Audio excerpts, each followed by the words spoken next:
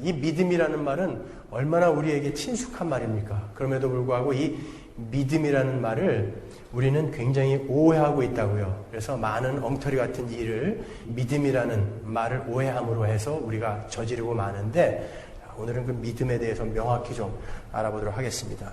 여러분은 예수를 믿고 구원을 받았습니다. 그렇죠? 그런데 여러분은 언제 예수를 믿게 되었습니까?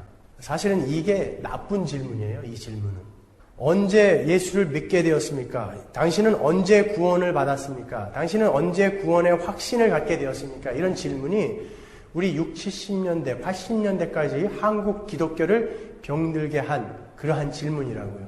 당신은 언제 믿게 되었습니까? 언제 구원의 확신을 얻게 되었습니까? 그래서 사람들이 자꾸 자기의 경험이나 체험으로 돌아가기 시작했다고요. 언제지? 왜 저 사람은 저렇게 명확히 자기가 구원받은 날을 기억하고 있는데 나는 그날이 없는 거야? 그런 막 안에서 사이다가 튀는 그런 경험이 왜 나에게는 없지? 그래놓고 불안해하기 시작한다고요, 사람들이. 그래서 자꾸 자기의 경험이나 체험으로 돌아간다고요. 아, 언제일까? 나에게는 그게 언제이지? 내가 인식하지 못한 그 순간이 있었을 텐데. 아, 그때 트레스티아스 가가지고 3번 거품 물고 쓰러졌을 때 그때인가? 아, 아니면 모 부흥사가 왔을 때 그 집회에서 내 온몸이 전기가 오르는 듯한 그런 체험을 했는데 그때인가?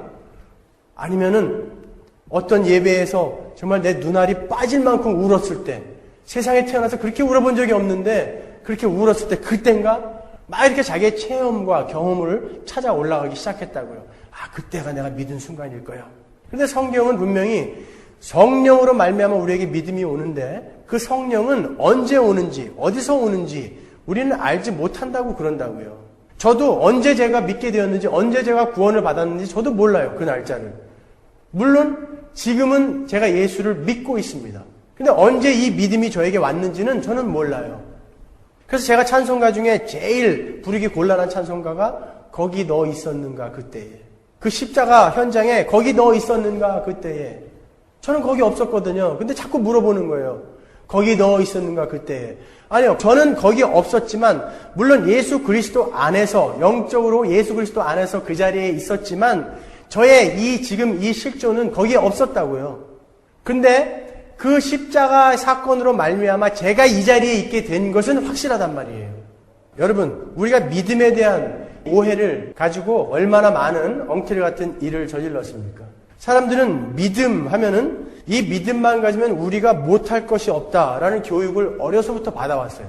믿는 자에게 능치 못할 일이 어디 있느냐라는 그런 말을 우리가 듣고 자랐다고요. 그래서 내가 능하게 모든 일을 하기 위해서 이 믿음을 키우려고 우리가 스스로 많이 노력을 했다니까요. 뭐 100일 작정기도, 1000일 새벽기도, 40일 금식기도, 뭐 이런 것들을 막 하기 시작했다고요. 믿음을 키우기 위해서.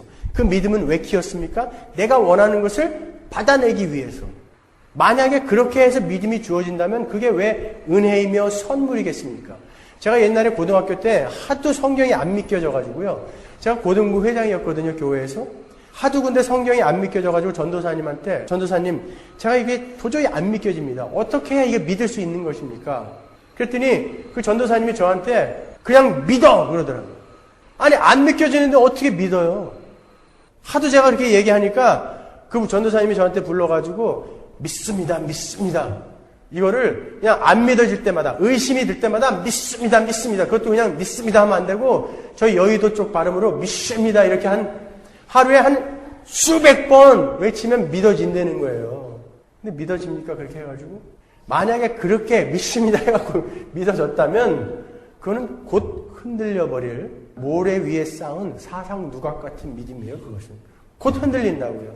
그건 마인드 컨트롤이라고 하는 것이지 믿음이 아니란 말이에요. 만약에 우리가 믿습니다 해가지고 그렇게 해서 믿어진다면, 믿음이 커진다면 그게 어떻게 하나님의 선물이며 그게 어떻게 하나님의 은혜이겠습니까? 은혜는 받을 자격이 없는 자에게 거저 주어지는 게 은혜래잖아요. 그 믿음은 은혜라고 배웠지 않습니까, 우리가? 그러면 그 믿음은 우리가 그렇게 노력해서 우리가 키울 수도 없는 거고 우리가 받을 수도 없다라는 것을 우리는 성경에서 익히 배우지 않았습니까? 우리가 이 믿음이라는 것을 자꾸 국어사전의 개념을 갖고 그 믿다라는 말의 명사형이 믿음이다라고 생각을 하기 때문에 여러분들이 자꾸 오해하시는 거예요.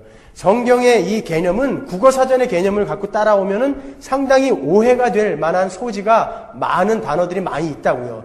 부흥이라는 말이라든지 형통이라는 말이라든지 이런 말들은 성경이 말하는 바와 국어사전이 말하는 바와 다르단 말이에요. 이 믿음도 역시 국어사전이 말하는 바와 우리가 성경에서 말하는 믿음이라는 바는 다르다 말이죠.